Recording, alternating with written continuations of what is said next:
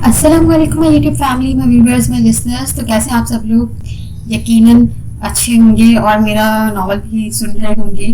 तो प्लीज़ मुझे कमेंट करके ज़रूर बताया कीजिए कि आपको नावल कैसा लग रहा है, और अगर आपको मेरा नावल अच्छा लग रहा है तो काइंडली मेरे चैनल को सब्सक्राइब करना मत भूलिए, ताकि आपको इसी तरह के अच्छे अच्छे नावल्स आगे भी सुनने को मिलते रहें। तो कहानी हमारी बहुत मज़े की चल रही है। आरज़ू पता नहीं, मुझे नहीं मालूम कि वो किस मट्टी की बनी है। उसे मालूम है अच्छी तरह से कि दानियाल उसको कितनी सख्त से सख्त सजा देता है, लेकिन उसके बावजूद वो टस से मस नहीं होती, उसको तंग करने में बिल्कुल पीछे नहीं हटती है। तो अब देखते हैं आगे उनके साथ क्या होने वाला है जो वो करके बैठी है। तो आइए अपना आज का पार्ट शुरू करते हैं। तुम यहाँ क्यों आई हो? आवा जी गुस्से से सामने झुके सर के साथ खड़ी लड़की को देखते बोले। वो सर झुकाए आंसू बहा रही थी। आरजू ने नासमझी से उसे देखा। वहां मर्दों के अलावा घर के तमाम अफराद मौजूद थे। आगा जी माफी मांगने आई हूँ, प्लीज। वो रोते हुए आगा जी के कदमों के पास गिर गई थी। आरजू महा आयशा ने चौंक कर उसे देखा। दूसरी जानिब भारी होते सर के साथ दानियाल की आंख खुली थी। उसने बेसाख्ता वॉल क्लॉक पर नजर डाली। रात के 8 बज रहे थे। 6 बजे से यहाँ से निकलना था। कुछ घंटे पहले की सारी कार्रवाई उसके जहन में चलने लगी। आरजू खान, ये तुमने अच्छा नहीं किया। वो मुठिया नीचे दांत कचकचाते उठा था, तभी कॉफी कुछ ज्यादा ही उसको टेस्टलेस लग रही थी। सोफे से उठते अचानक उसकी नजर जमीन पर पड़ी तो गुस्से से उसकी रगें तन सी गई थी।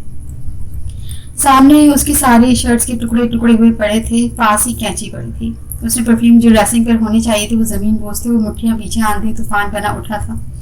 वो मीटिंग उसके लिए इंतहाई अहम थी। कितना बड़ा लॉस हुआ था उसे। आरजू खान ने सिर्फ एक बदला लेने के लिए सब कर दिया। और कपड़े, आखिर उसकी बीवी को उसके कपड़ों से ऐसा कौन सा मसला था जो वो हर बार उसके कपड़ों की दुश्मन बन जाती थी। अपने कितने टुकड़े कर दिए थे। एक एक शर्ट के। वो कमरे से बाहर निकला। सीढ़ियां उतरते उसके कदम साकित हो गए थे। उसने सामने खड़ी नताशा खान को देखा। नताशा ने भी नम आंखों से उसे देखा। मुठ्ठियां भीज गया। उसका सवा नेज़े पर पहुंच गया, जिसे मानो आग में झोंक दिया गया। आरज़ू खान, ये क्या हरकत थी तुम्हारी? तुम्हारी तकलीफ क्या है? तुम्हें मेरे कपड़ों से जानती हो? तुम्हारी इस गलती की वजह से कितना बड़ा लॉस हुआ है मुझे। वो नताशा को मुकम्मल इग्नोर किए बगैर किसी का लिहाज किए आरजू की तरफ बढ़ा। आरजू के गले में गिल्टी उभरी थी। हर कोई नताशा को छोड़े आरजू की जानिब मुतवज्जह हुआ। रुखसार बेगम ने दिल पर हाथ रखा। न जाने अब उनकी बेटी ने कौन सा कारनामा कर दिया था। क्यों किया तुमने ये सब? वो माथे पर तेवरी चढ़ाए आरजू के करीब जाता उसके बाजू दबोचे बोला था। आरजू ने उसकी हद से ज्यादा सुर्ख आंखें देखी। वो इतने शदीद गुस्से में आ जाएगा आरजू का अंदाजा नहीं था, जबकि दानियाल के अंदर कुछ आग नताशा की मौजूदगी की वजह से भी भड़क रही थी। वो पलवशा आरजू इतनी ही बोली थी जब दानियाल ने उसके बाजू पर गिरफ्त सख्त की थी। पलवशा मायफोट बददिमाग लड़की, वो मेरी पीए है, मेरी कोई गर्लफ्रेंड नहीं है। मेरी सिर्फ एक आफत जैसी बीवी है। वो दांत कचकचाते बोला था। आरजू ने इसकी उंगलियां अपने बाजू में पेवस्त होती महसूस हुई। वो बुलंद आवाज में बोला। नताशा ने चौंक कर उन दोनों को देखा। दानियाल की रगें फूल कर फटने वाली हुई थी। उसने गुस्से पर काबू पाया। खान, नताशा आई है, कुछ कह रही है। आगा जी ने सोफे पर बैठते नताशा को देखते कहा, जो दानियाल और आरजू को देख रही थी। वो क्या कह रही है वो आप सब सुन लें। फिलहाल मेरी बीवी ने ही मेरा जीना हराम किया हुआ है, मुझे इसे देखने दें। दानियाल ने नजर उठाकर भी नताशा को नहीं देखा था। उसके दिल में टीस उठी, जबकि उसकी बात सुनते तमाम घर वालों के चेहरे पर इत्मीनान बिखर गए। कहाँ लेकर जा रहे हो? मुझे नहीं सुननी में बात, छोड़ो। नहीं सुननी बात तुम्हारी, छोड़ो भी। वो दानियाल के बाजू पर नाखून गाड़ते बोली थी। उसे डर लग रहा था कि अब कारनामा तो गुस्से में अंजाम दे चुकी थी। खौफ महसूस हो रहा था। देखो मेरे पाँव दर्द कर रहे हैं। आरजू ने मासूमियत से चेहरे पर तारी करते जैसे सुनकर दानियाल ने सराय से झुकते उसे बाजू में उठा लिया। नताशा ने उसकी पुष्ट को घूरा, जबकि आरजू आंखें फाड़े से देख रही थी। छोड़ो मुझे। आरजू उसके सीने पर मुक्के बरसाते अच्छा खासा चिल्ला रही थी, जबकि दानियाल 3rd फ्लोर के फर्स्ट रूम में आगे खड़ा हुआ था। छोटी मम्मा, आरजू का सामान मेरे रूम में शिफ्ट हो जाना चाहिए डिनर के बाद। मेरी बीवी अब मेरे साथ रहे तो बेहतर है। आपको भी तो नानी बनने का शौक होगा ना। वो पलटते नीचे देखते बोला था। इसकी बात सुनते रुखसार बेगम इस बात में सर हिला गई। आगा जी के लबों पर दबी दबी हंसी थी, जबकि आरजू आंखें फाड़े उसकी बेबाकी से कही बात सुन रही थी। मकसद साफ नताशा को सब कुछ बावर कराने का था। नताशा की आंखों से आंसू बह निकले थे। यूं बदतमीज जाहिल वो उसे कमरे में लाता बेड पर फेंक चुका था। आरजू से घूरा खपत से उसका चेहरा सुर्ख पड़ रहा था। दानियाल कहर बरसाती नजरों से उसे देख रहा था। आरजू ने नीचे कटी हुई शर्ट्स को देखा और ड्रेसिंग से गिरा हुआ सामान। तुम्हें अंदाजा है तुमने क्या किया है? कितनी है मीटिंग थी मेरी? वो गुस्से से धाड़ा। आरजू ने खौफ से आंखें मींच ली। तुम्हें प्यार की जबान समझ नहीं आती, सुकून से रह नहीं सकती, हमेशा बच्चों वाले काम ही करती रहना। वो दांत पीसते बोला। मोबाइल पर होती बैल पर उसने मोबाइल उठाकर कान को लगाया। ओके रफीक अंकल, बहुत शुक्रिया। हाँ जी, पलवशा को दूसरी ब्रांच में शिफ्ट करवा दीजिए। दानियाल ने मोबाइल को स्क्रॉल करते फिर मोबाइल कान से लगाते आखिरी बात कही और फोन रख दिया। आरजू ने सिर उठाकर उसे देखा। तो मुझे एक बार में ही बता दो, आखिर ऐसी कौन सी गलती सरजद हुई है मेरे कपड़ों से जो तुम हाथ धोकर इनके पीछे पड़ी? मोबाइल पर दो जानों बैठते बोला। आरजू ने थूक निकला। तुम्हें जलन हो रही थी ना? दानियाल ने आईब्रो झुकाया था। रफीक साहब ने बताया डी हाथ आ गई थी, जिस वजह से दानियाल अब रिलैक्स था, लेकिन उस आफत का क्या करता, रोज नई शरारत करती थी। जलन मुझे क्यों जलन होगी? वो एक पीए है, मैं आपकी बीवी हूँ, मुझे क्यों जलन होगी? आरजू मुंह फैलाकर बोली। दानियाल ने दांतों तले लब दबाते दोनों आईब्रो झुकाकर उसे देखा। बाहर से आती आवाजों पर वो दोनों चौंके थे। दानियाल बाहर की जाने पड़ा और उसके पीछे आरजू भी बाहर निकली थी। प्लीज आगा जान, मेरा अब इस दुनिया में आप सबके सिवा कोई नहीं है। वो दोनों सीढ़ियां उतरते बाहर आए थे। आगा जी नताशा को घर से निकलने का बोल रहे थे, जिस पर वो रो रही थी। दानियाल प्लीज तुम मुझे समझो, प्लीज तुम ऐसे तो नहीं थे। नताशा आगे बढ़ी, दानियाल के बाजू गिरफ्त में लेती रो दी। आरजू ने चौंक कर उसे देखा और फिर दानियाल पर लिपटे उसके हाथों को। वो नताशा को पहचान तो गई थी, लेकिन इतने अच्छे से नहीं। जब वो छोटी थी तब उसने नताशा को देखा था, उसके साथ खेलती थी, लेकिन एक दिन न जाने वो कहाँ चली गई थी। आगे जान, रात हो रही है, आप रहने दें इसे यहाँ। खानदान के साथ नाम जुड़ा है इसका। सड़क पर पार होगी तो तमाशा हमारा भी लगेगा। वो अपनी बाजू से नताशा के हाथों की गिरफ्त हटाते सर्द सपाट तासुरात लिए बोला। नताशा नम आंखों से मुस्कुराई थी। वो लंबे लंबे टक भरता बाहर निकल गया था। पिछली कई यादें उसके जहन में सवार हो रही थी। आरजू ने उसकी पुश्त को घूरा। नताशा अली खान दानियाल से 1 साल छोटी थी। वो इसकी इकलौती फुप्पो की बेटी थी। दानियाल खान जान छिड़कता था उस पर। वो नताशा से मोहब्बत करता था और नताशा भी तो यही कहती थी कि वो उससे मोहब्बत करती है। दानियाल ने हमेशा अपनी हर पाबंदी, हर उसूल नताशा खान के लिए तोड़ दिया था। कहते हैं ना, मर्द में मनपसंद औरत की हर ख्वाहिश पूरी करने की जी जान से कोशिश करता है। नताशा के फादर की डेथ उसके बचपन में हो गई थी, इसलिए नताशा और उसकी मदर यहाँ ज्यादातर खान मेंशन में ही रहती थी। वहाँ और आयशा को तो अच्छे से इल्म था दानियाल की मोहब्बत का नताशा के लिए, लेकिन आरजू उस वक्त छोटी थी, इसलिए वो ज्यादा कुछ नहीं जानती थी। दानियाल ने हर मोड़ पर नताशा का साथ दिया था और फिर ऐसा दिन आया जब दानियाल ने खुद को दुनिया का खुशकिस्मत इंसान पाया था। उनके निकाह का दिन हर कोई खुश था, घर का लाडला बेटा जो बहुत खुश था, लेकिन निकाह वाले दिन ही नताशा ना जाने अपनी माँ के साथ कहाँ गायब हो गई। बारात सजा सवरा घर, हर चीज वैसी की वैसी ही धरी रह गई। दानियाल साकित हो गया। नताशा ने खुद कहा था वो इससे मोहब्बत करती है, लेकिन नताशा खान तो बस दानियाल की प्रॉपर्टी से मोहब्बत करती थी। जब उससे भी अमीर इंसान मिला तो अपनी माँ को जान से मरने की धमकी देती वहां से भागकर। एक अमीर बिजनेसमैन के बेटे ने उससे मोहब्बत के दावे किए थे, लेकिन वक्त गुजारी के बाद उसने नताशा को छोड़ दिया। वो अपना गुजारा करने के लिए जगह जगह जॉब करने लगी। लोगों की नजरें बर्दाश्त करना सुहान निरूह था। एक दिन उसकी माँ भी इसे अकेला छोड़कर चली गई। घर में उस दिन के बाद से नताशा का जिक्र किसी ने नहीं किया था, लेकिन अब चूंकि उसको दुनिया में कोई नहीं था और उसे अपनी गलती का एहसास हो चुका था, तभी वो वापस आ गई थी। आयशा जरा सुनो, नताशा कहाँ चली गई थी? अब अचानक आ गई। चाय का घूंट भरते टेबल पर उंगली से कुछ बनाते वो सोच अंदाज में बोली। आयशा ने कुछ सोचते कुर्सी संभालते उसकी जानिब देखा। पता नहीं मुझे कहाँ थी, लेकिन गलत किया था उसने। तभी आवाज जाने से घर में नहीं रख रहे थे, लेकिन खानवीर ने इसे रख लिया, जबकि वो गलत का साथ नहीं देते। पर नताशा तो आयशा मुंह बनाते बोलती बोलती रुक गई। आरजू ने उसकी जानिब अचंभे से देखा। क्या नताशा? तो वो तेजी से बोली। आयशा ने दांतों तले लब दबाए थे। क्या पता खानवीर को वाकई खानों की इज्जत की परवाह हो। मैं अभी ये सब सोच रही हूँ। आयशा ने फिर से पत्ता फेंका था और आरजू ने चाय का कप साइड पर करते उसे बाकायदा घूरा। तुम मुझे बता रही हो क्या बात है, या मैं वहां से पूछ लूँ? आरजू बहमी सुकड़े बोली थी। आयशा ने इत्मीनान से उसे देखा। मुना खानवीर पहले नताशा से मोहब्बत करते थे, उनका तो निकाह भी होने वाला था, लेकिन नताशा कहीं चली गई थी। लेकिन फिर क्या हुआ? अब तो तुम्हारे साथ निकाह हो गया है उनका, लेकिन क्या करे, खानवीर मर्द है ना, कहीं पहली मोहब्बत भी वापस ना जाग जाए। आयशा ऐसे ऐसे मुंह बनाकर बोल रही थी कि आरजू शौक के आलम में उसे देखने लगी थी। उसे बेसाख्ता नताशा के हाथ दानियल के बाजू पर लिपटते याद आए। वो कैसे मुस्कुराकर देख रही थी। मुझे क्यों बता रही हो? मेरी बला से जो मर्जी करे। आरजू ने मुंह फुलाए चाय का कप लबों से लगाया। आयशा कंधे झुकाते वहां से उठ गई। जाते हुए एक शरारत भरी नजर उस पर डाली। क्या पता अरजुमान के दिल में हलचल मच जाए। उस पर पाबंदियां और खुद माशूकियां। आरजू कप टेबल पर पटकते बाहर निकल गई। कमरे में चक्कर लगाते उसका ध्यान बस आयशा की बातों में ही अटका था। कहाँ वाकई दानियल खान जैसे इंसान को किसी से मोहब्बत थी? नहीं नहीं, वो खड़ूस से अव्वल है। मोहब्बत से तो दूर तक उसका कोई रिश्ता नहीं है। जरूर आयशा मजाक कर रही होगी। आरज़ू को अपना दिमाग फटता महसूस हुआ तो वो सर झटकती किताब उठाकर पढ़ने लगी थी। इम्तिहान बस 1 माह बाद थे और कल से उसे वापस कॉलेज भी जाना था। 10 मिनट बाद ही उसने किताब सोफे पर उछाल दी थी। दिल था कि बार बार उसकी जानिब लपक रहा था। वो लप पीछे बाहर निकल गई। अम्मा, क्या दानियल नताशा से मोहब्बत करता था? मम्मा, क्या दानियाल नताशा से मोहब्बत करता था? वो सीधा हॉल में बैठी रुखसार बेगम के पास जाती बोली। रुखसार बेगम ने चौंकर उसे देखा। आयशा लब दबाए बैठी थी। आरज़ू के माथे पर फिक्रमंदी की लकीरें देखी। उसने अपनी हंसी दबाई, यानी तीर निशाने पर लगा था। छोटी मम्मा, बताएं, इसे दानियाल करता था शदीद वाली मोहब्बत नताशा से? इससे पहले रुखसार बेगम कुछ कहती आयशा तेजी से बोली थी। उसने आंखों ही आंखों में रुखसार बेगम को अपनी तायद करने को बोला था। आयशा ने शदीद पर अच्छा खासा जोर दिया था। हाँ, करता था। रुखसार बेगम ने इस बात में सर हिलाया। आरज़ू ने दांत पीसते वहां से बाहर चली गई थी। उसके दिल को कुछ हुआ था, एकदम उदास सा हो गया। छोटी मामा, देखना सब कुछ ठीक हो जाएगा, आयशा रुखसार बेगम के देखने पर इत्मीनान से बोली थी। आरज़ू खान नाखून दांतों में दिए पुरसोच अंदाज में बाहर लॉन में निकली थी। दिल बोझल सा हो रहा था जब सामने नताशा के साथ खड़े दानियाल को देखकर उसकी आंखें फैल गईं। वो लब सख्ती से एक दूसरे में पेवस्त करके न जाने वो दोनों क्या बातें कर रहे थे।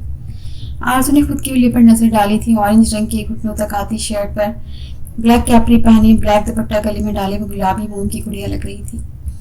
दानियाल, आप यहाँ हैं? मैं कब से आपको ढूंढ रही हूँ। आरज़ू आगे की जानी पड़ती सीधा उसके गले में अपनी नर्म मोमी बाहें डाले बोली। नताशा को काट खाने वाली नजरों से देखा। दानियाल ने अपनी आफत को देखा था, उसकी नजरों के इर्तिकाज को समझा। वो लब दबा गया। आरज़ू ने बड़े इस्तेहकाक से उसके गले में बाहें डाली हुई थी। क्यों ढूंढ रही थी मुझे? वो यूं उसके गले में बाहें डाले खड़ी थी। दानियाल के दिल को कुछ हुआ था। वो लड़की बार बार उसके सब्र का इम्तिहान लेती थी। दानियाल, मुझे कुछ ज़रूरी सामान चाहिए, मेरे साथ प्लीज़ बाजार तक चलें। नताशा ने एक नज़र आरज़ू पर डालने के बाद कहा। दानियाल ने आरज़ू को देखा जो उसे ही देख रही थी। ओके चलो आरज़ू, जाओ अपनी स्टडी करो।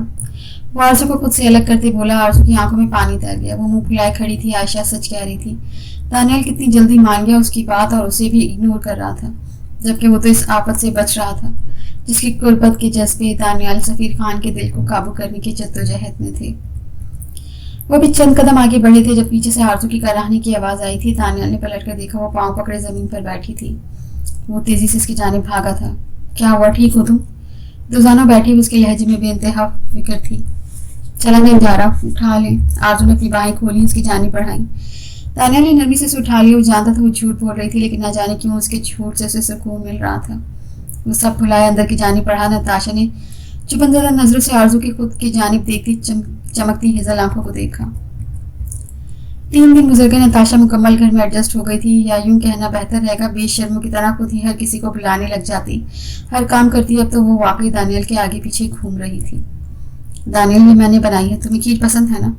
नताशा बगैर किसी का लिहाज किए उसकी जानिब कटोरी करते बोली थी। आरज़ू को बेसाख्ता पलवशा याद आई थी। वो लब बीच गई। दानियाल ने सख्ती से एक दूसरे में लब पेवस्त किए थे। नताशा की बढ़ती हिम्मत वो अच्छे से नोट कर रहा था। बस चुप था तो किसी वजह से। मुझे दे दो, मुझे कॉलेज जाना है, लेट हो रही हूँ। आरज़ू ने खीर उसके हाथों से छीनी और खाने लगी। नताशा ने तंदु तेज नजरों से उसे घूरा, जबकि रुखसार बेगम बेटी की दानियाल की तरफ बढ़ती दिलचस्पी से बेहद खुश थी। अच्छी है, लेकिन थोड़ा कड़वापन आ रहा है, चीनी डालो इसमें, वरना खाने में अच्छी नहीं लगेगी। चम्मच मुंह में रखते हुए तंज़िया अंदाज में बोली। नताशा का चेहरा सुर्ख हुआ था, जबकि पास बैठे दानियाल ने बामुश्किल अपना कहकर रोका था। नताशा चुपचाप उठती वहां से चली गई। आरज़ू ने कंधे झुकाए थे। चलो कॉलेज छोड़ दूं तुम्हें, दानियाल गहरा सांस भरते उठते बोला। आज उस बात में सही लाती किताब उठाए आगे की जानी पड़ी। वो तो अपनी इस्तेमाल शुदा चीजें भी किसी को ना दे, ये तो फिर उसका शौहर था। उसने सेकंड फ्लोर की जानी देखा। नताशा कमरे के दरवाजे में खड़ी उन दोनों को देख रही थी। वो शख्स कितना मुकम्मल था। नीली आंखों वाला शहजादा, सहरदारी करती पर्सनैलिटी, एक दिल फरेब दिलज़दा सी मुस्कुराहट, और नताशा खान ने उसे खो दिया था। लेकिन फिर क्या हुआ, वो उसे वापस भी तो हासिल कर ही सकती थी। 3 दिन पहले लॉन में खड़े दानियाल ने उसे कह दिया था कि माह के निकाह के बाद वो अपने लिए किसी और जगह का इंतजाम करे। नताशा का दिल दुख सा गया था, लेकिन वो पत्थर बना हुआ था। उसकी आंखें सपाट थी, लेकिन अब उन आंखों में आरज़ू खान को देखते एक चमक थी। वो इस चमक से कई ज्यादा थी जो नताशा खान को देखकर आती थी। वो गुस्से से लग पीच गई। आज वो कॉलेज छोड़े वो ऑफिस चला गया था। मम्मा, इतनी भी क्या जल्दी है आप लोगों को? मुझसे तंग आ गए हैं तो बता दें, यूं ही चली जाती हूँ मैं यहाँ से। वहाँ दबी दबी आवाज़ में कोफ्त से बोली थी सफ़िया बेगम ने उसे यूनिवर्सिटी भी जाने नहीं दिया था, क्योंकि आज माहिल और उसकी माँ सकीना बेगम आ रही थी। वो वहाँ को शॉपिंग पर लेकर जाना चाहती थी। शादी में बस चंद दिन ही बच गए थे, जिसके चलते माँ का सोच सोच कर दिमाग खराब हो रहा था। लेकिन निकाह वाले दिन क्या होगा? क्या कोई इसकी बातों का यकीन करेगा? माँ कैसे बात कर रही हो तुम? सफ़िया बेगम ने उसे डपटा वहाँ लग बीच गई। वो वहाँ से वॉकआउट कर गई थी। वैसे भी दिल शदीद बगावत पर उतर आया था, दिमाग अलग सता रहा था, कुछ भी समझ नहीं आ रहा था। रोने के अलावा कोई रास्ता नजर नहीं आ रहा था। वो कमरे में बंद होती रोने लगी थी। आधे घंटे बाद दरवाजे पर दस्तक हुई थी। वहाँ की पूछती बाहर निकली। फिरोजा उसे बुलाने आई थी। मेहमान आ चुके थे। माँ ने मुंह बनाया, माहिल राना। वो दांत कचकचाती वापस कमरे में गई, फ्रेश होती बाहर निकली। हॉल में माहिल और उसकी माँ बैठी थी। मेरी बेटी कैसी है? माहिल की माँ ने उठते माँ का माथा चूमते सवाल किया। वो फकत हल्का सा मुस्कुराई थी। माहिल ने एक नज़र उस पर डाली। वो उठ खड़ा हुआ था। चलिए अम्मी। वो पैंट की जेबों में हाथ डाले आगे की जानी पड़ गया। सफ़िया बेगम के इशारा करने पर वहाँ भी मुर्दा कदमों से उनके साथ हो ली थी। कार में बैठते सकीना बेगम पूरे रास्ते उससे कुछ न कुछ पूछती रही, उससे बातें करती रही, लेकिन वहाँ बस हाँ में जवाब देती रही थी। दिल ही उचाट हो गया था। हर चीज़ से शदीद रोना आ रहा था। वो पहले ही किसी के निकाह में थी और अब ये सब तमाशा। उसके दिल ने दुआ की, काश वो मर जाए तो ये तमाशा ही खत्म हो जाए, ना वो होगी न जंग होगी। शॉपिंग मॉल के आगे गाड़ी रुकते माहिल बाहर निकला। वहाँ और सकीना बेगम भी बाहर निकलती मॉल में इंटर हो गई थी। मुख्तलिफ शॉप्स पर जाकर सकीना बेगम बड़े प्यार से वहाँ को मुख्तलिफ डिज़ाइन के दुल्हन की जोड़े दिखा रही थी, जिस पर वो पीछे ने देख रही थी। माहिल ने घूर कर उसे देखा। माहिल ठीक है, आप प्लीज इसे पैक कर दें। माहिल दांत पीसता एक ब्लड रेड कलर के लहंगे को देखते बोला। माँ को इतना हैवी लहंगा पसंद नहीं आया, लेकिन वो खामोश रही थी। अब क्या पसंद क्या नापसंद, जब शादी ही इस तरह हो रही थी। पकड़ो इसे। माहिल ने सख्त नजरों से शॉपिंग बैग उसकी जानी बढ़ाया। माँ ने चौंक कर उसे देखा। वो गुस्से से उसे घूर रहा था। माँ ने खामोशी से शॉपिंग बैग पकड़ लिया था। अम्मी ड्राइवर आ गए, आप घर जाएं, मैं माँ को घर छोड़ आता हूँ। माहिल ने मॉल से बाहर निकलते माँ को देखते कहा। वो पहले ही चुप हो गई थी। माँ के रवैये के चलते अब भी खामोशी से गाड़ी में बैठ गई। माहिल ने गाड़ी के जाते ही उसका बाजू सख्ती से दबोचा था। माँ हैरान होती उसके साथ चलने लगी। माहिल ने उसे गाड़ी में बैठाया और ड्राइविंग सीट संभाली। पागल हो गए हैं आप? माँ ने अपने बाजू पर उसकी सुर्ख उंगलियों की छाप देखते उसे गुस्से से घूरा था। वो भी तो सब जानने के बावजूद मना नहीं कर रहा था। ये घर का रास्ता नहीं है, ये कहाँ लेके जा रहे हैं आप? मुझे जवाब क्यों नहीं दे रहे? मुझे घर जाना है। वहाँ गाड़ी किसी दूसरी सड़क पर जाता देख चीखी थी। उसने माहिल के स्टीयरिंग पर जमे हाथ पर हाथ रखते उसे रोकना चाहा। माहिल ने सुर्ख रंग आंखों से उसे घूरा। 10 मिनट बाद वो एक पार्क के आगे खड़ी गाड़ी रोक चुका था। वो गाड़ी से उतरते वहाँ का बाजू दबोचे उसे गाड़ी से उतारते पार्क में ले जाते कदर एक खामोश जगह ले जाने लगा। आपको मसला क्या है? मैंने बोला था ना मुझे घर जाना है, यहाँ क्यों ले आए? वहाँ उससे अपनी कलाई छुड़वाती चीखी थी। उसके हाथ में जो शॉपिंग बैग था वो उसे नीचे फेंक चुकी थी। मसला मुझे नहीं आपको है। आप क्यों मुँह फुलाए शॉपिंग कर रही? मेरी माँ को आपकी वजह से दुख हो रहा है। माहिल जी माहिल भी थोड़ा सख्त हुआ था। अपनी माँ को यूं इग्नोर होना उसे हरगिज पसंद नहीं आया था। वो तो उसकी फैमिली के हर फर्द को इज्जत करता था। उसकी इतनी बड़ी बात भी सबसे छुपाई थी, फिर भी माँ का ऐसा रवैया। तो मैंने कहा है मुझसे शादी करें, वहाँ बेबसी से बोली थी। पहले से ही जिंदगी से सुकून वारत था, ऊपर से ये शॉपिंग का झंझट। वो सख्त कोफ का शिकार हो रही थी। तमीज से बात करें, आपका होने वाला शौहर हूँ मैं। किसकी वजह से आप मुझसे इस तरह से बात कर रही हैं? उस गैंगस्टर की वजह से? हाँ। माहिल उसे दोनों कंधों से पकड़े उसे तकरीबन झंझोड़ गया। उसकी काली आंखें लहू रंग हो रही थी। मैं आपको जवाब। इससे पहले वो मजीद कुछ बोलती उसकी आंखें हैरत से फैल गई थी। एक तेज रफ्तार गोली माहिल के सीने में पेवस्त हुई। उसकी वाइट शर्ट खून से भर गई। वहाँ के कंधों पर उसकी गिरफ्त ढीली पड़ गई थी। वहाँ के फाड़े मुंह पर हाथ जमा गई। माहिल। दबी दबी सी हैरान की भरी आवाज़ वहाँ के लबों से आज़ाद हुई थी, जबकि माहिल ज़मीन बोस हो गया। वहाँ ने पीछे मुड़कर देखा, जहाँ कुछ कदमों के फासले पर से वो बड़े क्रोपर से चलता आ रहा था। वहाँ ने बेसाख्ता इसकी काली हेड को देखा। वो सांस रोक गई, जबकि माहिल शदीद तकलीफ में सीने पर हाथ रखे ज़मीन पर नींद बेहोश हो रहा था। मैंने कहा था ना इस बास्टर्ड से दूर रहो। मुझसे अगर दगा करने की कोशिश की तो अगली गोली पर तुम्हारा नाम होगा। उसने आते ही जारहाना तेवर लिए माँ के बाल मुट्ठी में जकड़ लिए थे। वहाँ तो फटी फटी आंखों से ज़मीन को देखने की कोशिश कर रही थी, जहाँ वो नींद बेहोश होता भी माँ की जानिब हाथ बढ़ा रहा था। अलेक्जेंडर ने तंजिया नजरों से ज़मीन पर खून में रंगे माहिल को देखा। उसने फ़ोन पॉकेट से निकालते नंबर डायल किया। वहाँ अपने बाल उसकी गिरफ्त से छुड़वाने की कोशिश कर रही थी। कमिश्नर, तुम्हारी बेटी मेरे कब्जे में है और तुम्हारा होने वाला दामाद गोली खाकर अब बेबस मौत के करीब है। फौरन से पहले अपनी टीम को बोलो मेरे जहाज़ों से दूर हो जाए, वरना मैं इधर ही तुम्हारी बेटी का जनाजा पढ़वा दूंगा। अलेक्जेंडर सफाकित से बोलता, माँ के बाल छोड़ दे। अब सख्ती से उसके बाजू थाम गया। इसकी फौलादी गिरफ्त से माँ को अपनी बाजू टूटती महसूस हुई थी। इसकी आंखों से आंसू जारी हो गए जबकि मुल्ला पीछे फोन रख गया था। वहां का बाजू ऐसे ही जकड़े उसने एक ठुकर नीचे बेहोश माहिल के वजूद को रसीद की। 10 मिनट बाद ही उसका फोन फिर से रिंग हुआ था। ओके, उसने ये कहते कॉल काट दी। वैसे भी माहिल राना की तरफ से उसके बहुत से सांप निकलते थे। वो उसके काम में टांग जोड़ा रहा था। तुमने उसे मार दिया। वहां सदमे किसी कैफियत में खड़ी उसे देख रही थी। अलेक्जेंडर की गिरफ्त उसके बाजू पर सख्त हो गई थी। मैंने कहा ना महाकान, खबरदार जो उसके बारे में सोचा भी। तुमने तुम्हारी हर आती जाती सांस ही नहीं, तुम्हारी सोच पर भी मेरा कब्जा होना चाहिए। वो मोबाइल में ना जाने क्या टाइप कर रहा था, फिर वहां का बाजू छोड़ गया। वहां तो साकित होती उसे देख रही थी। क्या उसके लिए किसी की जान लेना इतना ही आसान था? क्या किसी के खून की कीमत उसकी नजरों में कुछ नहीं थी? क्या वो वाकई एक सफाक दरिंदा था? ऐसा मत देखो, तुम्हारी मोहब्बत इश्क में बदली तो रोक तुम्हें ही लगेगा, वो सरद लहजे में बोला, लेकिन उसकी आवाज में अलग ही तिलस्म था। माँ ने साकित बहती नजरों से उसे देखा। वो वहां से हट गया, वो वापस पलट गया जबकि माँ कहीं हमें उसकी पुश्त को देखती रही थी। माँ ने बेहोश खून में लिपटे माहिल को देखा, फिर उसकी जानिब कदम बढ़ाया। इसका दिमाग सुन हो रहा था, टांगी चल हो रही थी, समझ ही नहीं आ रहा था वो क्या करे। वो खून से लथपथ पड़ा था और माँ उसके करीब बैठी रो रही थी। वो क्या करे, इधर कोई नजर भी नहीं आ रहा था जिससे वो मदद ले।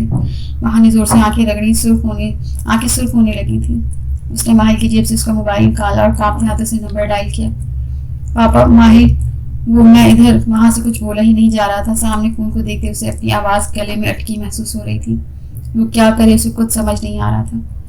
बेटा, मैं बस आ रहा हूँ। जमशेद खान की फिक्र में डूबी आवाज उभरी थी। अलेक्जेंडर ने एड्रेस मैसेज कर दिया था और अब तकरीबन 10 मिनट बाद वो वहाँ मौजूद थे। वहाँ शिद्दत से रोती इनके सीने से जा लगी थी।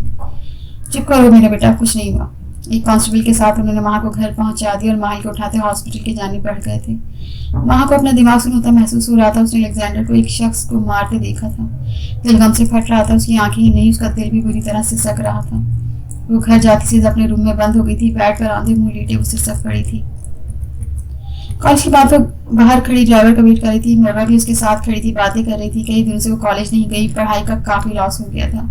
आज उन मरवा को सब बता देते। जैसे सुनते हुए मरवा बहुत खुश थी कि फाइनली इसका जीजू दानियाल खान था। वो तो झूम ही उठी थी। जबकि आरजू के दिल को कुछ हुआ था। वो सितम कर अजीब से जज्बे दिल में बेदार कर रहा था। गाड़ी आई तो वो मरवा को वापस बोलते आगे की जानी पड़ गई, लेकिन गाड़ी में बैठते ही आरजू का हलक तक कड़वा हुआ था। वो दांत पीसते फ्रंट सीट पर बैठी नताशा को देख रही थी। मुझे शॉपिंग पर जाना था, मैंने खान बाबा को कॉल कर दी है, वो आने वाले हैं, तुम उनके साथ चली जाओ, तुम थक गई होगी। नताशा दिल जलाती मुस्कुराहट उसकी जानिब उछालती बोली थी। तो सुबह ही दानियाल के ऑफिस चली गई थी और इरादा भरपूर आरजू को जताने का था कि दानियाल सफीर खान के दिल में अब भी नताशा खान है। जबकि आरजू ने नम रूठी नजरों से लापरवाह से बनी दानियाल को देखा। वो चेहरे पर चट्टानों की सी सख्ती रखे बैठा था। आरजू का लहजा रुक गया था। तभी कुछ ज्यादा ना बोलते वो गाड़ी से उतर गई। नताशा ने मुस्कुराते उसे देखा। दानियाल गाड़ी के आगे बढ़ा ले गया। खान बाबा 5 मिनट बाद आए तो आरजू गाड़ी में बैठती चली गई। मरवा 5 मिनट पहले ही जा चुकी थी। वाकई पुरानी मोहब्बत कहाँ भुलाई जाती है मुझे, फिर क्यों लटकाया हुआ है। आरजू दिल में मुख्तलिफ सोचें सोचती जा रही थी। दिल में चुभन सी हो रही थी नताशा को बड़े हक से फ्रंट सीट पर बैठा देख। और फिर जब नताशा ने आरजू को गाड़ी से निकाला तब भी तो दानियाल ने कुछ नहीं कहा। एक आंसू टूटकर आरजू की आंख से गिरा था। निचला लब दांतों तले दबाते उसने सिसकी रोकी। जब उसे कोई परवाह नहीं है तो मेरी तरफ से भाड़ में जाए, मैं क्यों फिक्र कर रही हूँ। अच्छी बात है ना, वैसे भी पाबंदियां लगाता रहता है, जान छूट जाएगी। आरजू सोचे बनती घर के अंदर गाड़ी रुकते गाड़ी से उतरी। घर में दाखिल हुए जो मर्जी दिल को जवाब दे ले, लेकिन दिल अक्सर ढीठ ही पाया गया है। वो वही करेगा जो हमारे बस में नहीं होता, उसकी जानिब लपकेगा जो ला हासिल हो। उसका इलाज चल रहा था। गोली दिल के पास लगी थी। हालत सीरियस थी। बाहर कमिश्नर जमशेद मुठियां पीछे बैठे थे। जितना उस गैंगस्टर को हल्के में ले रहे थे उतना भी गया गुजरा नहीं था। हर काम इन्हें वार्निंग देने के बाद सरेआम कर रहा था। जमशेद खान ने गुस्से से मुठियां पीछी। 2 घंटे हो चुके थे माइल को। हॉस्पिटल में जब डॉक्टर ने बाहर निकला, डॉक्टर पेशेंट जमशेद खान तेजी से डॉक्टर की जानिब लपके। उन्होंने घर किसी को कॉल करके कुछ नहीं बताया था और यही दुआ वो कर रहे थे कि वहां भी किसी को कुछ ना बताए। He is all right. अगर ब्लड थोड़ी भी मिसबैलेंस हो जाती तो दिल पर लगती, अगर बुलेट थोड़ी भी मिसबैलेंस हो जाती तो दिल पर लगती। वो मर भी सकते थे, लेकिन खुदा का करम है। डॉक्टर मुस्कुराते बोले थे। कमिश्नर जमशेद खान को कौन नहीं जानता था, वैसे भी बिजनेस की फील्ड में भी इनके भाइयों के बहुत नाम था। शुक्रिया। पेशेंट को होश आ गया है क्या? जमशेद खान डॉक्टर को देखते हल्की मुस्कुराहट लेकर बोले। जी होश तो आ गया है, लेकिन इन्हें रेस्ट की बहुत जरूरत है। Take care of him. Doctor मुस्कुराते हाथ मिलाते चले गए। जमशेद खान ने गहरा सुकून भरा सांस लिया था। वो अंदर रूम में इंटर हुए, जहाँ सामने वो सपाट तासरात लिए छत को घूर रहा था। उसके चेहरे पर दर्द नहीं था, लेकिन कोई कह नहीं सकता था कि उसे गोली लगी थी। माहिल, कैसा फील कर रहे हो तुम? जमशेद खान पास पड़ी टेबल पर बैठते बोला। माहिल सपाट तासरात से इन्हें देखा था। मुझे माँ के साथ 2 दिन भी शादी करनी है। हमारी मेहंदी का फंक्शन कल होगा। सर्द लहजे में बोला था। उसके चेहरे पर चट्टानों जैसी सख्ती थी। जमशेद खान ने फिक्रमंदी से उसे देखा था, जबकि माहिल के दिल में आग का दरिया बह रहा था। लेकिन तुम्हारी तबीयत, अभी इस हालत में नहीं हो तुम। जमशेद खान लब एक दूसरे में व्यवस्थ करते बोले थे। माहिल ने उनकी जानिब देखा। सर, मैं बिल्कुल ठीक हूँ। ऐसी चोटें मुझे लगती रहती है। मुझे बस कल ही फंक्शन स्टार्ट चाहिए। उम्मीद है आप तैयारी कर लेंगे। बस चंद करीबी रिश्तेदारों को बुला लें। माहिल 2 टोक लहजे में बोला। तो जमशेद खान ने इस बात में सर हिलाया। वो फाइल आपको मिल गई थी? कुछ याद आने पर वो फिर से बोला था। इसका दिल दिमाग बार बार बस महाकान पर अटक रहा था। हाँ, मिल गई थी। बहुत अच्छा काम किया तुमने। मुझे यकीन नहीं आता डिपार्टमेंट के ऐसे लोग शामिल हो सकते हैं। इसका मैं पहली फहरिस्त में उन सबको निकाल कर आया हूँ। फुर्सत में उन सबको निकाल के आया हूँ। अब बस एक मेन सबूत मेरे पास पड़ा है। उसकी वजाहत हो गई तो उससे चीफ सेलेक्टर अच्छे से बेनकाब होगा। इधर वो फंसेगा तो वो गैंगस्टर भी पकड़ा जाएगा। जमशेद खान अज़म से बोले थे। माहिल ने इस बात में सर हिलाया। मैं उस डेडली गैंगस्टर को अपने हाथों से सूली पर लटकाना चाहूंगा। वो दांत पीसते बोला था। दिमाग की शरियानें फटती महसूस हुई थी। क्योंकि तुम रेस्ट करो, फिर कल छोटा सा फंक्शन रख लेंगे। जमशेद खान कहते बाहर चले गए थे। माहिल इस बात में सर हिलाता आंखें मूंद गया। अब इतनी भी क्या जल्दी है आखिर मेरी शादी की? जमशेद खान ने घर आते ही जैसे कल मेहंदी के फंक्शन के बारे में बताया, वहां हत्ते से उखड़ गई थी। आखिर वो कब तक बर्दाश्त करती है? आंखों से आंसू बह निकले। बेटा, माहिल चाहता है, इतना हाइपर क्यों हो रही हो? सफिया बेगम से समझाने को आगे बढ़ी थी, जब वो 2 कदम पीछे हुई थी। माहिल, माहिल, मेरी किसी को परवाह नहीं है। सबको उसकी ही पड़ी है। मैं आपकी बेटी हूँ या माहिल आपका बेटा है? मामा, वो चीख पड़ी थी। सफिया बेगम उसके इतने शदीद रिएक्शन पर हैरान थी। आरजू शोर की आवाज़ें सुनते उसके कमरे में ही चली आई थी। बड़ी मम्मा, आप जाए, मैं समझा देती हूँ। आरजू हल्का सा मुस्कुरा कर बोली। सफिया बेगम इंतहाई परेशानी से बाहर निकली थी। माहिल जैसा अच्छा लड़का वो किसी भी कीमत पर हाथ से जाने नहीं देना चाहती थी। आरजू ने दरवाज़ा बंद किया। वहाँ जमीन पर बैठते सर पकड़े रोने लगी थी। आरजू ने शदीद तकलीफ में उसे देखा। वो इसके पास जाते उसके साथ नीचे बैठ गई थी। खुद की तकलीफ को भुलाया उसे बस अब ख्याल था तो महा खान की तकलीफ का। वहाँ चुप हो जाओ, कुछ नहीं होता। तुम सबको सच बता दो। आरजू उसके हाथ सर से हटाते अपने हाथों में लेती बोली थी। महा ने नमसूख होती आंखों से उसे देखा। इसके अंदर कहर बर्पा हो रहा था। वो मार देगा आरजू। उसने माहिल पर भी गोली चलाई। वो बहुत खतरनाक है, बहुत पुरस्कार। महा रोते हुए हिचकियों में बोली थी। आरजू ने नासमझी से उसे देखा। किसकी बात कर रही हो तुम? अपने शौहर की? वो क्यों मारेगा किसी को? वो कौन है माँ? मुझे बताओ, क्या करता है वो? आज उसकी आंखें साफ करती तशवीशनाक लहजे में बोली थी। माँ ने जुकाम ज़दा सी सांस अंदर खींचती गम तकलीफ से दिल में सुई चुभती महसूस हो रही थी। वो एक गैंगस्टर है। पता नहीं क्यों उसने मुझसे निकाह किया। पता नहीं क्यों वो मेरे पीछे पड़ा है। वो मुझे कुछ नहीं बताता। वो अजीब सी सर्द हैजल ग्रीन आंखों से बस वार करता है। वो बहुत अजीब है आरजू। वो बहुत खतरनाक है। आज उसने मेरे सामने माही पर गोली चलाई। वहाँ बताते एक बार फिर फूट फूट कर रोती थी। आरजू ने बुरी तरह लब कुचले थे। वो तो लफ्ज़ गैंगस्टर पर ही हैरान हो गई थी। शायद बड़े पापा की वजह से कोई हो वहाँ। या तो तुम सबको सब कुछ बता दो या भाग जाओ यहाँ से। मैं सब संभाल लूंगी। आरजू फिलहाल गैंगस्टर को बुलाए लब दबाए फिक्रमंदी से बोली। वहाँ ने हैरान कुन नजरों से उसे देखा। क्या अब भाग जाना इतना आसान होता है आरजू? वो इज्जत जो बरसों से बनी है उसे अपने हाथों से ख्वार कर दूं, बर्बाद कर दूं? वहाँ नम वीरान आंखों से सवाल कर गई। आंसू साकित से उसे देख रही थी। अगर तुम गलत होती तो इज्जत अजीज थी। अब तुम सही हो। तुम निकाह पे निकाह नहीं कर सकती माँ। अब इज्जत से बढ़कर तुम पर तुम्हारा निकाह बचाना फर्ज है। आरजू लब पीछे बोली थी। वहाँ बस कई लम्हे से देखती रही थी।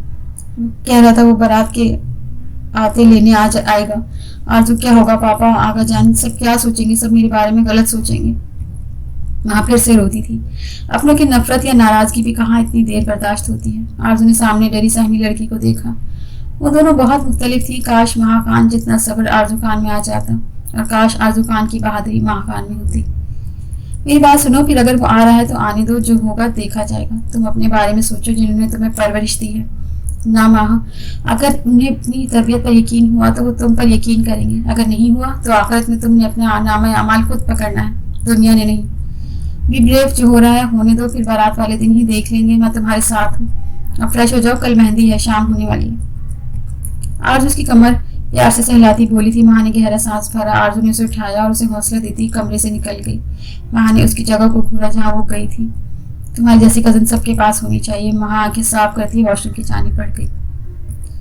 वो बैठकर मुंह फैलाए किताबें आगे खुली बैठी थी। जब दरवाजा खुलने की आवाज आई थी, आरजू ने एक नजर उठाकर देखा। वो चेहरे पर मुस्कुराहट सजाए अंदर दाखिल हुआ था। अर्जुन ने पीछे जहाँ दो पहले उसे वो हंसी, वो मुस्कुराहट छूकर महसूस करने का दिल कर रहा था, आज वही मुस्कुराहट उसे बस जहर लग रही थी। दानिया ने उसके झुके सर पर नजर डाली थी। वो फ्रेश होने वॉशरूम चला गया। जब आरजू ने अपनी किताबें समेटी और कमरे से निकल गई, फ्रेश होते बाहर आया तो आरजू कमरे में नहीं थी। वो लब बीच गया। वो रूम से बाहर निकला जब जमशेद साहब ने उसे रोक लिया। दानियल, कल ही मेहंदी का फंक्शन है, तुम सारे काम देख लेना, ओके? जमशेद साहब ने मुस्कुराकर कहा। दानियल ने इस बात में सर हिलाया। नीचे हॉल के सोफे पर बैठे अब आरजू मोबाइल इस्तेमाल कर रही थी, जो कुछ दिन पहले ही अपने बाबा से न्यू मंगवाया था। लगी थी मरवा से चैट करने। वो चलता हॉल में आया। उसका दोपहर गाड़ी से उतरते वक्त लाल होता चेहरा वो देख चुका था। फिर अब भी उसका मुंह फुलाए उसे मुकम्मल इग्नोर करना कहाँ दानियल को पसंद आ रहा था। आरजू सुनो, दानियल ने एक नजर उसे देखते कहा। नताशा जो कमरे में जा रही थी दानियल को हॉल में देखते वो भी वहीं आकर एक सोफे पर टिक गई। आरजू कान लपेटे बैठी थी। आरजू सुनो, मेरी शर्ट तो निकाल दो, दानियल ने फिर से पुकारा जबकि वो फ्रेश होकर आया था। आरजू ने बड़ी अदा से उसे एहसान करने वाले अंदाज में नजर उठाकर देखा। इतनी फारिग नहीं हूं मैं, वो मसनूई सा मुस्कुराई थी। दानियल ने जबड़े पीछे से देखा। पिंक फ्रॉक में वाइट चूड़ीदार पजामा पहने और वाइट दुपट्टा गले में डाले सर पर ओढ़े वो बेनियाजी से बैठी दानियल की धड़कनों में इंतशार पैदा कर रही थी। दानियल, मैं निकाल देती हूँ। नताशा मुस्कुराते फौरन से उठी थी। आरजू के कान फौरन खड़े हुए थे, लेकिन अंदाज अब भी लापरवाह सा था। शाम का वक्त था जब इधर से आयशा शॉपिंग बैग हाथ में उठाए हॉल में दाखिल हुई थी। बैग सोफे पर फेंक गई जिसमें माह के फंक्शन के कपड़े थे, बल्कि माह अपनी और आरजू की शॉपिंग उसने ही की थी। आरजू वैसे तो बहुत नखरे करती थी कपड़ों के मामले में, लेकिन इस बार नताशा के चलते उसका दिल उचाट था और माह ने वैसे ही उस झंझट में पड़ने से इनकार कर दिया था। तभी आयशा और रुखसार बेगम सफिया बेगम थी शॉपिंग पर और अभी लौटी थी। नहीं शुक्रिया, दानियल ने सपाट तासरात से इनकार किया था। आरजू के चेहरे पर दबी दबी सी मुस्कुराहट उभरी। अब जरा कुछ दिल को ठंडक मिली थी। आरजू, सुनाई नहीं दे रहा तुम्हें? कुछ बोल रहा हूँ मैं। फौरन कमरे में आओ और ऐसा करो मेरे कल के लिए कपड़े भी निकाल दो। दानियल कहता पलट गया। सब कुछ इतनी जल्दी हो रहा था कि हर कोई अपनी ही तैयारी में लगा हुआ था। नताशा ने सख्त जहर नजरों से आरजू को देखा। आयशा, यार जाओ, निकाल कर दो अपने भाई को कपड़े। आरजू अब भी मोबाइल में लगी बेजारी से बोली। आयशा लब दबाती पर दानियल के कमरे की तरफ बढ़ गई। वो जो शिद्दत से उसका इंतजार कर रहा था दरवाजे पर होती दस्तक सुनते झट से दरवाजा खोला, लेकिन सामने आयशा को देखकर लब भीज गया। वो कमरे से बाहर निकला और नीचे हॉल में आया जहाँ उसे अब सफिया बेगम रुखसार बेगम के साथ नूर बेगम भी बैठी हुई थी। नताशा सब कुछ चार दिल के साथ देख रही थी। आरजू, ऊपर आकर मेरे कपड़े निकालो, वो वहीं से सख्त लहजे में बोला। आरजू ने सर उठाकर उसे देखा। रुखसार बेगम ने भी बेटी को आंखों से इशारा किया था जैसे मुकम्मल नजरअंदाज की बैठी रही थी। नौकर समझा हुआ है, सैर सपाटे उनके साथ काम मैं हूँ। वाह, वो नीचे ही बड़ाई और ढीठ बनी बैठी रही। उसे हिलते ना देख दानियल का गुस्सा सवनेजे पर पहुंचा था। सुनाई नहीं दे रहा तो मैं? आरजू, सीढ़ियां तेजी से उतरता शिद्दत से चीखा। आरजू से नीचे आता देख सोफे से उछलकर खड़ी हुई थी, भागने की तैयारी करने लगी थी। मैं नौकर नहीं हूँ आपकी बीवी वाले का, वो कहते लब दांतों तले दबा गई। दुनिया ने मायने तेजी से उसे देखा था। उसके लब दबाने पर वो दिलचस्पी से उसे देखने लगा। चलो तुम्हें बीवी वाले काम दूं। आरजू आगे की जानिब भागी जिस पर वो उसके पीछे लपका और तेजी से उसके करीब जाते उसकी कलाई दबोचे से बाजू में भर लिया। आरजू का चेहरा सुर्ख हुआ जबकि नूर बेगम ने बेटे को घूरा। वही नताशा के दिल में आग सी लग गई थी। उसने खूनखार नजरों से इन दोनों को देखा था जबकि आरजू की फतह भरी नजरें अब नताशा पर जमी हुई थी। वो आरजू को अपने रूम में लाते उसे नीचे उतार चुका था। क्या मसला है तुम्हें? हाँ, आ क्यों नहीं रही थी? बुला रहा था मैं। दीवार के साथ उसके नाजुक वजूद को पिन किए दोनों बाजू आइट साइड पर रखे इसकी जानिब झुकते बोला, मेरी सुनते हैं आप? हमेशा वो कहते रुक गई। उसे अपनी ही सांस सीने में अटकती महसूस हुई। वो उसकी गर्दन पर झुका सुलगते लब रखते गहरा सांस भर गया। बोलो, क्या सुनूं तुम्हारी? बालों में मुंह दिए गहरा सांस भरते आरजू की सांसें थमा दी थी। शर्ट लड़खड़ाते लफ्जों और 120 की स्पीड से धड़कते दिल को काबू करते हुए दीवार के साथ सिमटी। वह मुश्किल बोलती बात बदलने की कोशिश करने लगी थी। हाँ, क्या शर्ट। उसके लबों को आहिस्ते से सुलगते होठों से छूते वो मध्यम भारी पुरसूज आवाज में बोला, जज्बों में बस उसी की तिलस्म ज़दा सी खुशबू ने आरजू के 14 तबक रोशन किए थे। कपड़े। आरजू खुश्क पड़ते हलक को तर्क करते बोली। रीढ़ की हड्डी में सनसनाहट से महसूस हुई थी, धड़कन हथेलियों में धड़कती महसूस हुई। क्या कपड़े? मुकम्मल मधोशी के आलम में उस पर झुका उसकी हिजल घबराहट से भरपूर आंखों पर अपने लम्स छोड़ गया। वो एक हाथ उसके गाल पर रखते अब उसकी शिंगरफी लबों को सहला रहा था। आरजू ने हिजल आंखों से उसे देखा और दानियाल ने झट से उसकी आंखों को देखते हसरत से आंखें मींच ली। मुझसे बात करते वक्त अपनी नजरें झुका कर रखा करो, नजरें तुम उठाती हो दिल मेरा बेईमान होने लगता है। उसकी लरसती पलकों पर उंगली फेरते मध्यम गंभीर पन से बोलता आरजू का चेहरा दहका गया था। वो लब कुचल कर रह गई थी। उसे अचानक क्या हो जाता था। वो उसके लहजे की नरमी पर हैरान रह गई थी। उसका दिल उसकी जानिब हुमकने लगा था। आरजू ने वहां से हटना चाहा था जब दानियाल ने सराहियत से उसे जाने दिया था। आरजू का जिस्म हौले से लर्ज उठा था। क्या तपिश, हर लम्स था सुलगती सांसों की महक और उसकी दिल करीब आवाज ने आरजू खान का दिल अलग लय पर धड़कना शुरू कर दिया था कि मैं क्या सोच रही हूँ। वो लब पीछे खुद से ही बड़बड़ाई थी। उसका चेहरा सुर्ख हो रहा था, जिस पर दानियाल हाथ पीछे बांधे पुरशौक नजरों से उसे देख रहा था। मुझे पढ़ना है, खुद निकाल लें। आरजू फौरन वहां से खिसकी थी। दानियाल के लबों पर दिल फरेब मुस्कुराहट बिखर गई। वो वही सोफे पर ढह सा गया था। आज वो नताशा को इसलिए भी साथ लेकर गया था कि उसने नताशा को घर से बहुत दूर एक जगह दिला दी थी ठहरने के लिए। अब बस ऐसे ही किसी कंपनी में उसे जॉब दिलवाकर उसे यहाँ से फौरन भेजना चाहता था। अपने दिल में बढ़ते जज्बों को काबू करना अब मुश्किल तरीन हो रहा था। वो खुलकर इन्हें कबूल करना चाहता था।